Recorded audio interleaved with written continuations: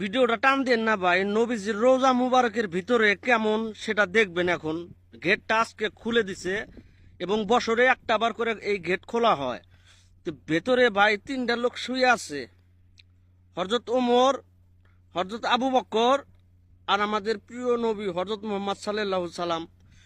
ভিতরটা একটা বার আপনারা দেখে ভিডিওটা ক্রস করে যায়েন, দেখেন ভিতরটা দেখে কান্না চলে আসবে।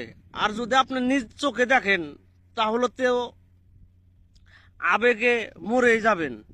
ভিডিওটা শেষ পর্যন্ত দেখেন আপনারা। দেখেন এই ঘরটায় এখানেই ঘুমিয়ে আছে আমাদের নবী, এখানেই ঘুমিয়ে আছে হযরত ওমর, হযরত আবু বক্কর। ভিডিওটা শেষ পর্যন্ত দেখুন, ভালো লাগলে লাইক এবং শেয়ার করে দিবেন। দেখেন ভাই কত সুন্দর এই জায়গা। এই জায়গায় আমি গেছিলাম